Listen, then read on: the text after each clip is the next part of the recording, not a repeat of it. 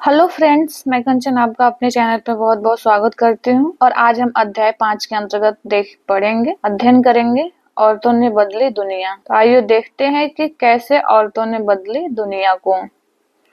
तो देखिए, इसमें दिया हुआ है कि पिछले अध्याय में हमने देखा कि जैसे महिला और पुरुष का विभेद हमने देखा है। अध्याय 4 के अंतर्गत महिला पुरुषों में क्या क्या असमानताएं हैं, उनके कार्य को लेकर कितनी असमानता है, उनके महिलाओं के कार्य के बदले कोई वेतन नहीं दिया जाता है। तो आगे देखते हैं कि फिर कैसे महिलाओं ने दुनिया में बदलाव लाया है और किस तरह महिलाओं द्वारा किए जाने वाला घर का काम काम ही नहीं माना जाता है। और हमने यह भी पढ़ा कि घरेलू काम और परिवार के सदस्यों की देखभाल करना पूरे समय काम है और इस कार्य को प्रारंभ और समाप्त करने का कोई निश्चित समय भी नहीं होता है कि नहीं इतने तक वो कार्य परिवार के कार्य को संभाली, इसके बाद काम उसका बंद हो गया। रात में भी यदि कोई जरूरत पड़ जाती है तो भी फिर उसको उठ कर करना पड़ता है, सुबह से उठ करके शाम तक देर रात तक कार्य करना पड़ता है। तो इस अध्याय में हम घर के बाहर के कामों को देखेंगे और समझेंगे कि कैसे कुछ व्यवसाय महिलाओं की अपेक्षा पुरुषों के लिए अधिक उपयुक्त समझे जाते हैं। और हम भी ज्ञात करेंगे कि समानता प्राप्त करने के लिए स्त्रियों ने कैसे संघर्ष किए, पहले भी और आज भी। शिक्षा प्राप्त करना एक ऐसा तरीका है जिससे महिलाओं के लिए नए अवसर निर्मित किए जा सकते हैं। साथ ही इस अध्याय में हम हाल के वर्षों में जो महिला आंदोलन चले हैं या किए जाते हैं, तो महिला आंदोलनों द्वारा भेदभाव को चुनौती देने के लिए किए जाने वाले विभिन्न प्रकार के प्रयत्नों के बारे में भी हम संक्षेप से जानेंगे। तो आइए हम देखते हैं। देखिए, यहाँ पे चित्र दिखाए गए महिलाओं द्वारा काम करते हुए। इसमें दिखाया गया है कि बहुत सारे भारत में ये आंकड़ा है, एक देखते हैं इसे। दिया है कि भारत में जो 83.6% महिलाएं खेतों में काम करती हैं और उन काम में है जो उनके कामों में पौधे रोपना, खरपतवार निकालना, फसल काटना, कुटाई करना शामिल है।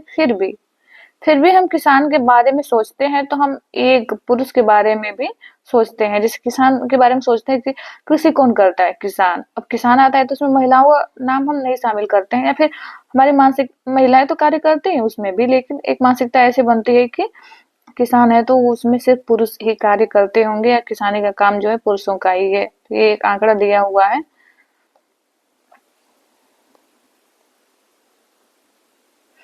लेकिन यह है कि इसमें देखते हैं कम अवसर और कठोर अपेक्षाएं। जैसे इसमें दिया है कि रोजी मैडम की कक्षा के अधिकांश बच्चों ने नर्स के लिए महिलाओं के और पायलट के रूप में पुरुषों के चित्र बनाए कि नर्स नर्स जो है वो महिला हो सकती है, नर्स क्योंकि नर्स के रूप में हम अधिकांशतः महिलाओं को देखते हैं। और ऐसा उन्होंने इस कारण किया कि उन्हें लगता है कि घर के बाहर भी महिलाएं कुछ खास तरह के काम ही अच्छी तरह से कर सकती हैं। उदाहरण के लिए बहुत से लोग मानते हैं कि महिलाएं अच्छी नर्स हो सकती हैं और पायलट नहीं हो सकते हैं। तो अच्छी नर्स हो सकते क्यों? क्यों उन्हें अधिक अच्छी नर्स माना जाता है? क्योंकि वे अधिक सहनशील हैं, विनम्र भी होती हैं और इसे परिवार में स्त्रियों की भूमिका के साथ मिलाकर देखा जाता है। इसी प्रकार से माना जाता है कि विज्ञान के लिए तकनीकी दिमाग की जरूरत होती है और लड़कियां और जो महिलाएं हैं तकनीकी कार्य में सक्षम नहीं है। तकनीकी या फिर उनके पास उतना दिमाग नहीं है कि वो टेक्निकल कार्य कर पाए। अनेक लोग जो है इस प्रकार की रूढ़िवादिता धारणाओं में विश्वास करते हैं। इसलिए बहुत सी लड़कियों को डॉक्टर व इंजीनियर बनने के लिए अध्ययन करने और प्रशिक्षण लेने के लिए वह सहयोग नहीं मिल पाता है जो लड़कों को मिलता है। अधिकांश परिवारों में स्कूली शिक्षा पूरी हो जाने के बाद लड़कियों को इस बात के लिए प्रेरित किया जाता है कि क्या करें वो शादी को अपने जीवन का मुख्य लक्ष्य मान लें, कि शादी उनके जीवन का मुख्य लक्ष्य है, बच्चे पैदा करना और पूरे परिवार की देखभाल करना, ये उनके जीवन का लक्ष्य है। यह समझना आवश्यक है कि हम ऐसे समाज में रहते हैं जहाँ सभी बच्चों को अपने चारों ओर की दुनिया के दबावों का सामना करना पड़ता है। कभी यह दबाव बड़ों की अपेक्षाओं के रूप में होता है तो कभी यह हमारे अपने ही मित्रों के गलत तरीके से चिढ़ाने के कारण हमारे मन में वो कहें कि दबाव, एक तरह का अपमान महसूस होता है, या इस तरह से हमारे मानसिक दबाव में देखने को मिलता है। जैसे यहाँ देख रूढ़ियों को तोड़ा है, जैसे एक यहाँ पे एक रिपोर्ट दिया गया है। आइए इसे देखते हैं। हम दिया है कि रेल का इंजन आदमी चलाते हैं, पर हम देखें झारखंड का दिया हुआ है कि झारखंड के एक गरीब आदिवासी परिवार की 27 वर्षीय महिला लक्ष्मी लाकरा ने इस धारा का रुख बदल दिया। उत्तरी रेलवे की वो पहली महिला इंजन चालक हैं। लक्ष्मी के माता पिता पढ़े लिखे नहीं है, पर उन्होंने अपने बच्चों को पढ़ाने के लिए बहुत संघर्ष किया है। लक्ष्मी की शिक्षा एक सरकारी स्कूल में हुई। स्कूल में पढ़ने के साथ साथ लक्ष्मी घर के कामों व अन्य जिम्मेदारियों में हाथ भी बटाती रही। उसने मन लगाकर और मेहनत से पढ़ाई की और स्कूल पूरा करके इलेक्ट्रॉनिक्स में डिप्लोमा अर्जित किया। फिर भी वह रेलवे बोर्ड की परीक्षा में बैठी और पहली ही कोशिश में क्या हुई, वो उत्तीर्ण हो गई। आगे देखिए कि लक्ष्मी कहती है कि मुझे चुनौतियों से खेलना पसंद है, और जैसे ही कोई यह कहता है कि फला काम लड़कियों के लिए नहीं है, मैं उसे करके ही रहती हूँ। देखिए यहाँ पे लक्ष्मी का चित्र भी दिया गया है। तो आगे दे रहा है कि लक्ष्मी के जीवन में ऐसा करने के अनेक अवसर आए। अब जब वो इलेक्ट्रॉनिक्स करना चाहती थी, जब उसने पॉलिटेक्निक में मोटरसाइकिल चलाई और उसने तय किया कि वो इंजन ड्राइवर बनेगी। उसका दृष्टिकोण जो सीधा साधा है कि जब तक वो मुझे मजा आ रहा है, मैं किसी को नुकसान नहीं पहुंचा रही हूँ और मैं अच्छे से रह पा रही हूँ, तो अपने माता पिता की मदद कर पा रही हूँ, तो मैं अपने तरीके से क्यों न जीऊं। देखिए ये है लक्ष्मी। ये दिया गया है कि पहली महिला इंजन चालक बनी है, रेल इंजन चालक। आगे देखते हैं, जैसे आगे यहाँ दिया है कि नौकरी प्राप्त करने के लिए दबाव, जैसे वो हमने ऊपर छोड़ा था उसका है कि नौकरी प्राप्त करने के लिए दबाव होता है जिसमें उन्हें अधिक वेतन मिले। यदि वे दूसरे लड़कों की तरह व्यवहार नहीं करते हैं तो उन्हें चिढ़ाया जाता है और धौंस दी जाती है। आपको याद होगा कि कक्षा 6 की पुस्तक में आपने पढ़ा था कि लड़कों को बचपन से ही दूसरों के सामने रोने पे चिढ़ाया जाता है, जो हम क्लास 6 में पढ़े थे अध्याय उसमें। तो इसमें ऐसा दिया हुआ था कि लड़कों को रोने पे चिढ़ाया जाता है, वो मजबूत रह सकते हैं। तो ये सारे अंतर सिखाया जाता है बचपन से हमें कि लड़कियां रो सकती हैं, लड़के नहीं रो सकते हैं, लड़कों को ये कार्य करना है, लड़कियों को ये कार्य करना है, ये सारी चीजें। यहाँ पे दिया है कि परिवर्तन के लिए सीखना। परिवर्तन के लिए सीखना इसमें दिया है कि स्कूल जाना आपके जीवन का बहुत महत्वपूर्ण हिस्सा है। जैसे जैसे स्कूल में हर साल अधिकाधिक संख्या में बच्चे प्रवेश ले रहे हैं, हम देखते हैं। आइए पहले इस कहानी को देखते हैं। यहाँ दिया हुआ है कि जेवियर अपना 10वीं बोर्ड का परीक्षा फल देखकर खुश था। यद्यपि विज्ञान और गणित में उसे बहुत अधिक अंक नहीं मिले थे, लेकिन अपने पसंदीदा विषय इतिहास, भाषाओं में उसने अच्छा किया था। जब उसके माता पिता ने परिणाम देखे तो वे खुश नहीं हुए। क्यों नहीं खुश हुए, आइए देखते हैं इस कहानी में। हे भगवान, जेवियर गणित में तुम सिर्फ 65% लाए हो, भौतिक शास्त्र में भी तुम्हारे अंक बहुत कम हैं। मुझे पता है माँ, पर कोई बात नहीं, क्योंकि मैं गणित और विज्ञान पढ़ना भी नहीं चाहता हूँ, मैं इतिहास पढ़ना चाहता हूँ। तो इतिहास में तो मेरा अच्छा नंबर है। यहाँ दिया है कि तुम इतिहास क्यों पढ़ना चाहते हो, उसके माता पिता पूछते हैं। अपने भविष्य के बारे में सोचो, तुम्हें एक अच्छी नौकरी प्राप्त करनी है। इतिहास से क्या मदद मिलेगी, इसमें कोई भविष्य ही नहीं है। पर मुझे गणित और विज्ञान अच्छा नहीं लगता है, लड़का कह रहा है। समझदारी से इसके पापा फिर कहते हैं, समझदारी से काम लो बेटे, गणित ले लो और साथ साथ कंप्यूटर भी सीख लेना। कंप्यूटर सीखने से नौकरी आसानी से मिल जाती है। आइए आगे हम देखते हैं फिर। तो इस काम में यही कि अब लड़का है तो लड़कों के लिए कि उन्हें साइंस और विज्ञान और गणित ये सारे विषयों का ज्ञान अधिक होना चाहिए, तभी उनको अच्छा है कि उस पे अच्छे काम मिल सकते हैं। लेकिन उनसे अपेक्षाएं ये रखी जाती हैं कि जो पुरुष हैं या जो पुरुष है तो उनको विज्ञान या गणित का अच्छा नॉलेज है, या फिर उनको अच्छा नॉलेज होना ही चाहिए। ये अपेक्षाएं समाज भी करता है पुरुषों से। आगे देखते हैं। यहाँ से शुरू करते हैं। दिया है कि आज हमारे लिए यह कल्पना करना भी कठिन है कि कुछ बच्चों के लिए स्कूल जाना और पढ़ना पहुंच के बाहर की बात है या अनुचित बात भी मानी जा सकती है। परंतु अतीत में लिखना और पढ़ना कुछ लोग ही जानते थे। अधिकांश बच्चे वही काम सीखते थे जो उनके परिवार में होता था। उनके बुजुर्ग जो कार्य करते थे वही कार्य सीखते थे वे। लड़कियों की स्थिति और भी खराब थी। क्योंकि उन समाजों में जहाँ लड़कों को पढ़ना लिखना सिखाया जाता था, लड़कियों को अक्षर तक सीखने की अनुमति नहीं थी। यहाँ तक कि उन परिवारों में भी जहाँ कुम्हारी, बुनकरी, वस्त्र बुनना और हस्तकला सिखाई जाती थी, ये धारणा थी कि लड़कियों और औरतों का काम केवल सहायता करने तक ही सीमित है। ठीक है। उदाहरण के लिए जैसे कुम्हार के व्यवसाय में स्त्रियां मिट्टी एकत्र करती थी, बर्तन बनाने के लिए उसे तैयार भी करती थी। चूंकि वे चाक नहीं चलाते थे इसलिए उन्हें कुम्हार नहीं माना जाता था।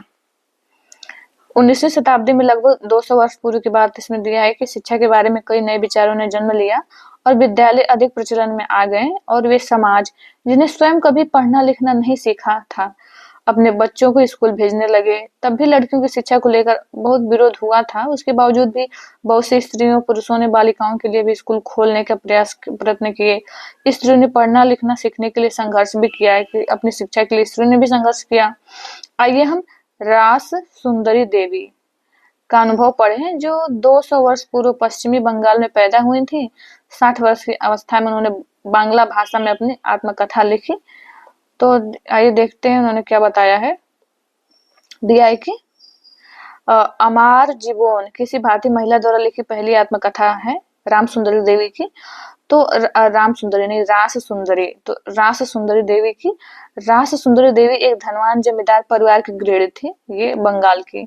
उस समय लोगों का विश्वास था कि यदि लड़की लिखती पढ़ती है तो वह पति के लिए दुर्भाग्य लाती है और विधवा हो जाती है। इसके बावजूद उन्होंने अपनी शादी के बहुत समय बाद स्वयं ही छुप छुप कर लिखना पढ़ना सीखा।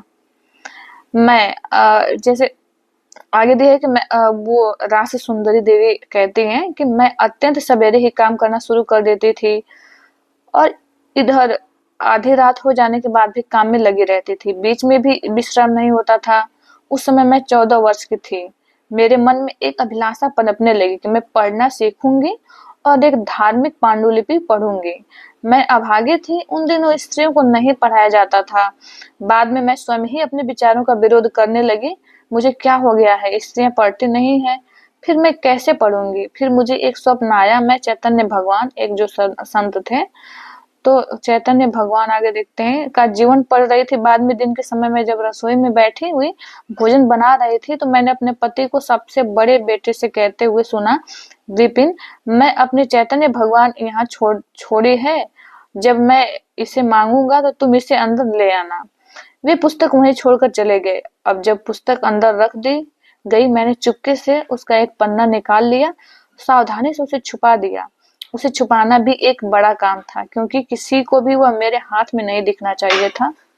और मेरा सबसे बड़ा बेटा उस समय ताड़ के पत्तों पर लिखकर अक्षर बनाने का अभ्यास भी कर रहा था और उसमें से भी मैंने एक छिपा दिया। जब मौका मिला तो मैं जाती और उस पन्ने के अक्षरों का मिलान अपने याद किए गए अक्षरों से करती। मैंने उन शब्दों का भी मिलान करने की कोशिश की जो मैं दिन भर में सुनती रहती थी। अत्यधिक जतन और कोशिशों से एक लंबे समय के बाद मैं पढ़ना सीख सकी। इन्होंने रास सुंदरी देवी ने। रास सुंदरी देवी के अक्षर ज्ञान ने उन्हें चैतन्य भगवान जो भागवत था, चैतन्य भागवत पढ़ने का अवसर दिया और स्वयं अपने लेखन से उन्होंने संसार को उस समय की बात है, स्त्रियों के जीवन के बारे में जानने का एक अवसर दिया। रास सुंदरी देवी ने अपने दैनंदिन जीवन के अनुभवों को विस्तार से लिखा और ऐसे भी दिन होते थे जब उन्हें दिन भर में क्षण भर का भी विश्राम नहीं मिलता था। इतना समय भी नहीं कि वे जरा बैठकर कुछ खा ही लें, इतने कामों में व्यस्त रखा जाता था महिलाओं को। ये हम देखते हैं कि ये भी एक कहानी महिला का ही दिया हुआ है कि रुकैया सखावत हुसैन और लेडी लैंड और उनका सपना। आइए इनकी कहानी हम पढ़ते हैं, इसमें क्या दिया हुआ है। देखिए, ये रुकैया सखावत हुसैन एक महिला है। 1880 1932 तक इनका जीवन काल रहा है। ये भी एक धनी परिवार में पैदा हुई थी जिसके पास बहुत जमीन थी। यद्यपि उन्हें उर्दू पढ़ना लिखना आता था परंतु उन्हें बांग्ला अंग्रेजी सीखने से रोका गया। उस समय अंग्रेजी को ऐसी भाषा के रूप में देखा जाता था जो लड़कियों के सामने नए विचार रखती थी, जिन्हें लोग लड़कियों के लिए ठीक नहीं से मानते थे कि नए विचार अंग्रेजी पढ़ेंगे, नए नए विचार पढ़ेंगे, फिर लड़कियां बिगड़ जाएंगी, इसलिए रोका जाता था उनको पढ़ने के लिए। आगे दिया है कि इसलिए अंग्रेजी अधिकतर लड़कों को ही पढ़ाई जाती थी। रुकैया ने अपने बड़े भाई और बहन के सहयोग से बांग्ला और अंग्रेजी पढ़ना सीख लिया। आगे जाकर वे एक लेखिका बनी। 1905 में जब वे केवल 25 वर्ष की थी तो अंग्रेजी भाषा के कौशल का अभ्यास करने के लिए उन्होंने एक उल्लेखनीय कहानी लिखी जिसका शीर्षक था सुल्तान का स्वप्न। कहानी में सुल्तान नामक एक स्त्री की कल्पना की गई थी जो लेडी लैंड नाम की एक जगह पहुंची थी और लेडी लैंड ऐसा स्थान था जहां पर स्त्रियों के पढ़ने, काम करने, आविष्कार करने की स्वतंत्रता थी। इस कहानी में महिलाएं बादलों से होने वाली वर्षा को रोकने के उपाय खोजती हैं, हवाई कार्य चलाती हैं। लेडी लैंड में पुरुषों की आक्रामक बंदूकें और युद्ध के अन्य अस्त्र शस्त्र स्त्रियों की बौद्धिक शक्ति से हरा दिए जाते हैं और पुरुष एक अलग थलग स्थान में भेज दिए जाते हैं। सुल्ताना लेडीलैंड में अपनी बहन साराह के साथ यात्रा पर जाती हैं, तभी उसकी आंख खुल जाती है और उसे पता चलता है कि वह तो केवल एकमात्र स्वप्न था। तो इसमें हम देखें कि जैसा हमने देखा है कि रुकैया सखावत हुसैन उस समय स्त्रियों के हवाई जहाज और कारें चलाने का स्वप्न देख रही थी कि स्त्रियां हवाई जहाज चला रही हैं, कारें चला रही हैं, जब लड़कियों को स्कूल तक जाने की अनुमति नहीं थी। तो इस तरह से शिक्षा ने रुकैया का जीवन बदल दिया। रुकैया केवल स्वयं शिक्षित होकर संतुष्ट नहीं हुई, उनकी शिक्षा ने उन्हें स्वप्न देखने, उन्हें लिखने की शक्ति नहीं दी, वरन उससे भी अधिक करने की शक्ति दी। तो 1910 में उन्होंने कोलकाता में लड़कियों के लिए एक स्कूल भी खोला जो आज भी कार्य कर रहा है, रुकैया सखावत हुसैन ने। तो रुकैया सखावत हुसैन ने उस समय लड़कियों के लिए कोलकाता में स्कूल भी खोला। यहाँ पे देखते हैं, यहाँ दिखाया गया है कि रास सुंदरी देवी और रुकैया हुसैन, जिन्हें हम पढ़ने लिखने की अनुमति नहीं मिली थी, की स्थिति के विपरीत भी वर्तमान समय में भारत में बड़ी संख्या में ऐसी लड़कियां हैं जो स्कूल जा रही हैं। इसके बावजूद भी बहुत से हम देखें तो लड़कियां गरीब, शिक्षण की सुविधाओं के अभाव में भेदभाव के कारण स्कूल जाना छोड़ देती हैं और सभी समाजों और वर्गों की पृष्ठभूमि वाले बच्चों को शिक्षण की समान सुविधाएं प्रदान करना, विशेषकर लड़कियों को, आज भी भारत में चुनौती है। तो यही सब सारे यही निकल रहा है इसका कि उस समय से लेकर वर्तमान समय में समस्याएं हैं स्त्रियों को लेकर के, उनकी शिक्षा को लेकर के। तब भी महिलाओं ने आंदोलन करके प्रयास के द्वारा शिक्षा ग्रहण करनी चाहिए तो कुछ नहीं किया। वर्तमान समय में हम कहेंगे समाज का थोड़ा सा मानसिकता बदल रहा है, या फिर सरकार भी बहुत सारी योजनाएं चलाता है स्त्रियों को, लड़कियों को, बालिकाओं को पढ़ाने के लिए, शिक्षित करने के लिए, तो थोड़ा आसान हो गया है। लेकिन अभी भी कुछ कुछ क्षेत्रों में, कुछ रूढ़िवादी समाजों में ये चुनौतियां हमें देखने को मिलती हैं कि महिलाओं को शिक्षा देने से थोड़ा वंचित रखा जाता है। और इसमें हम देखें तो सिर्फ ये नहीं है कि पुरुष ही मना करते हैं, जैसे जो महिलाएं हैं उस घरों की, या जो नहीं पढ़ी लिखी हैं, वो भी यही सोचती हैं कि नहीं उनकी लड़कियां या फिर मतलब उनकी जो पीढ़ी है आगे की, वो न पढ़े, उनको घर का ही कार्य करना चाहिए, घर के काम कार्य सीखने चाहिए उनको।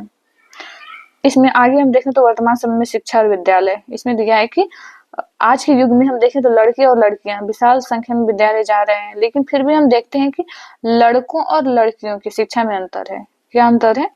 हम देखते हैं तो हर 10 वर्ष में जनगणना होती है, जिसमें पूरे देश की जनसंख्या की गणना की जाती है और इसमें भारत में रहने वालों के जीवन के बारे में भी विस्तृत जानकारी एकत्रित की जाती है। इसमें उनकी आयु, उनकी पढ़ाई, उनके द्वारा दिए जाने वाले काम आदि जानकारी हासिल की जाती है और इस जानकारी का इस्तेमाल हम अपनी बातों के आकलन के लिए करते हैं। इसमें शिक्षित लोगों की संख्या दी जाती है, स्त्री और पुरुषों का अनुपात उसमें दिया होता है। 1961 की जनगणना के अनुसार सब लड़कों और पुरुषों जो 7 वर्ष में उससे अधिक आयु के 40% शिक्षित था, अर्थात वे कम, मतलब ये सारे आंकड़े दिया हुआ है कि उस आंकड़े आता है। तो इस तुलना में हम देखें तो लड़कियों तथा स्त्रियों का केवल 15% भाग ही शिक्षित था। 2011 की जनगणना के अनुसार लड़कों व पुरुषों की यह संख्या बढ़कर 82% हो गई है। शिक्षित लड़कियों और स्त्रियों की संख्या मात्र 65% है। इसका असर यह हुआ कि पुरुषों और स्त्रियों दोनों के बीच ऐसे लोगों का अनुपात बढ़ गया है जो पढ़ लिख सकते हैं और जिन्हें कुछ हद तक शिक्षा मिल चुकी है। लेकिन जैसा आप देख सकते हैं कि अभी स्त्रियों की तुलना में पुरुषों का प्रतिशत अधिक है, यानी कहा मात्र भारत में 2011 की जनगणना के अनुसार मात्र 65% स्त्री ही शिक्षित है, वहीं पे पुरुष वर्ग देखा जाए तो 82% उनका आंकड़ा दर्ज किया गया है। आगे दिया है कि अब नीचे दी गई तालिका में विभिन्न वर्गों के उन लड़कों लड़कियों का प्रतिशत दर्शाया गया है जो बीच में ही विद्यालय छोड़ देते हैं। अनुसूचित जाति एससी और अनुसूचित जनजाति एसटी के लड़के और लड़कियों इसमें शामिल हैं। जैसे ये आंकड़ा दिया हुआ है प्राथमिक कक्षा, उच्च प्राथमिक और माध्यमिक में लड़के लड़कियों सबका योग, ये आंकड़ा कि कितने लोग छोड़ चुके हैं बीच में शिक्षा। आगे हम यहाँ देखते हैं, संभवतः आपने ऊपर दी गई तालिका में इस बात पर ध्यान दिया कि सब लड़कियों की श्रेणी की तुलना में हम देखें तो अनुसूचित जाति और अनुसूचित जनजाति के लड़कियों की स्कूल छोड़ने की दर क्या है, अधिक है। इसमें से भी जो उच्च वर्ग है उसमें महिलाएं थोड़ी अधिक शिक्षित होती हैं। जो निम्न वर्ग होता है उसमें की महिलाएं क्या होती हैं, उनको वो या तो स्कूल छोड़ देती हैं बीच में अपनी शिक्षा, या फिर उन्हें और अन्य कार्यों में या फिर शादी विवाह कर दिया जाता है। इसका अर्थ यह हुआ कि हम देखें तो दलित व आदिवासी पृष्ठभूमि की लड़कियों की स्कूल में रहने की संभावना बहुत कम रहती है।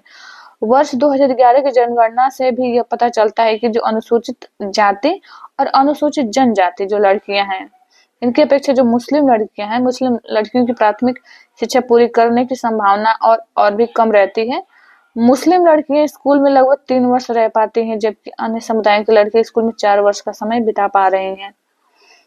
आगे दिया है कि जो दलित व आदिवासी मुस्लिम वर्ग के बच्चों के स्कूल छोड़ देने के अनेक कारण हैं।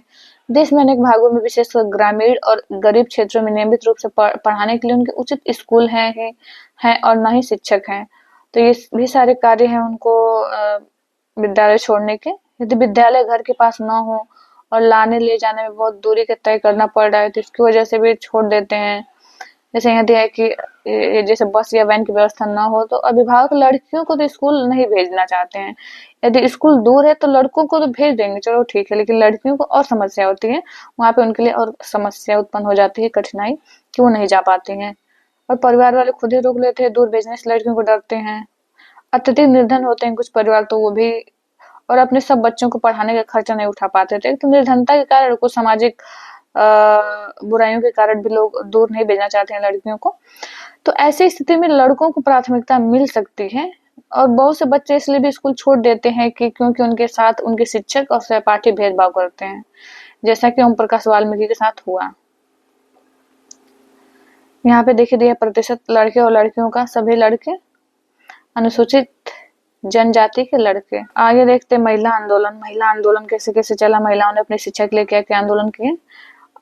इसमें दिए अब महिलाओं और लड़कियों को पढ़ने का और स्कूल जाने का अधिकार है और अन्य क्षेत्र भी जैसे कानूनी सुधार हुआ, हिंसा और स्वास्थ्य, जहाँ लड़कियों और महिलाओं की स्थिति बेहतर हुई है।